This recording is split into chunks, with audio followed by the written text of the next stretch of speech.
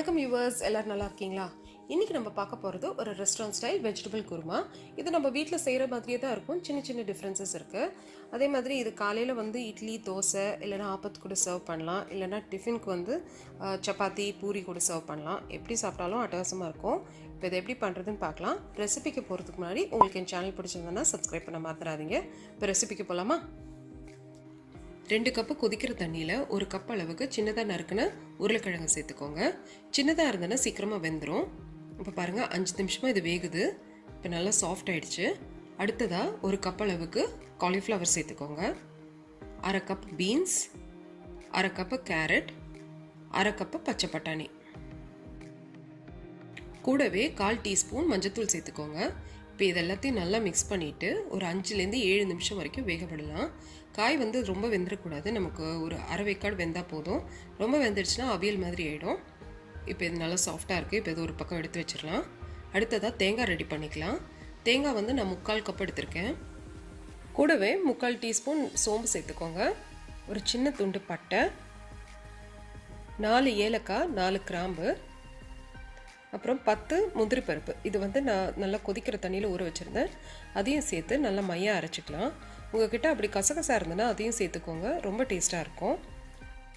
ஒரு பேனில் 3 table spoon நெய் இல்லைன்னா எண்ணெயை சேர்த்துக்கோங்க. அது காஞ்சதும் அதில் 2 சின்ன பிரிஞ்சி இலை, 1/2 டீஸ்பூன் சீரகம், இது ரெண்டுத்தையும் சேர்த்து வதக்கிக்கோங்க. அடுத்ததாக ஒரு பெரிய வெங்காயம், அது சின்னதாக நறுக்கி சேர்த்துக்கோங்க.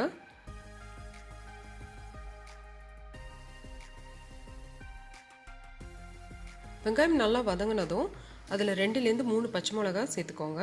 கூடவே 1 டீஸ்பூன் அளவுக்கு இஞ்சி பூண்டு விழுது, அதையும் சேர்த்துக்கோங்க. இப்போ அடுத்ததாக தக்காளி சேர்த்துக்கலாம். நான் 2 சின்ன தக்காளி நல்லா நறுக்கி சேர்த்துருக்கேன். இப்போ தக்காளி கொஞ்சம் சாஃப்ட் ஆகிறதுக்கு நம்ம மூடி போட்டு சமைக்கலாம். இப்போ தக்காளி நல்லா சாஃப்ட் ஆகிடுச்சு. இப்போ இதில் 1/4 டீஸ்பூன் மஞ்சத்தூள் சேர்த்துக்கோங்க.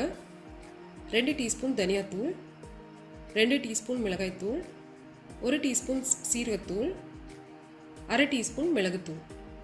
இப்போ இதெல்லாம் சேர்த்து நல்லா வதக்கிக்கலாம்.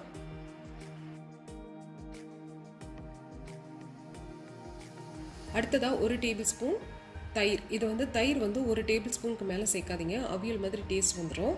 இதை நல்லா ஒரு தடவை அடிச்சுட்டு சேர்த்துக்கோங்க. இப்போ எண்ணெய் தனியாக பிரிஞ்சு வர தொடங்கிடுச்சு. இப்போ காய் வேக வச்சிருந்தாலே அதையும் இதில் சேர்த்துருங்க, அந்த தண்ணியும் சேர்த்துருங்க. அடுத்ததாக நான் 1/2 கப் அளவுக்கு கொண்டக்கடலை சேர்க்குறேன். இது என்கிட்ட இருந்தது, அப்படி உங்ககிட்ட இல்லைன்னா சேர்க்க வேண்டிய அவசியம் இல்லை. ரெஸ்டாரண்ட்லலாம் பார்த்தீங்கன்னா யூஸ்வலாக சேர்ப்பாங்க, அதனால் நான் சேர்க்குறேன். அரைச்ச தேங்காய் விழுதையும் சேர்த்துருங்க. கூடவே கொஞ்சம் தண்ணியும் சேர்த்துருங்க.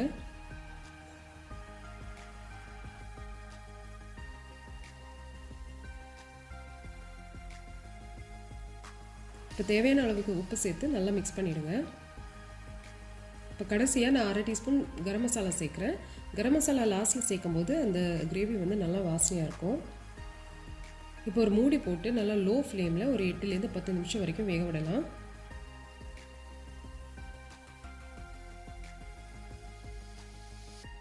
இப்போ பாருங்கள், 10 நிமிஷத்துக்கு அப்புறமா கிரேவி நல்லா திக்காயிடுச்சு.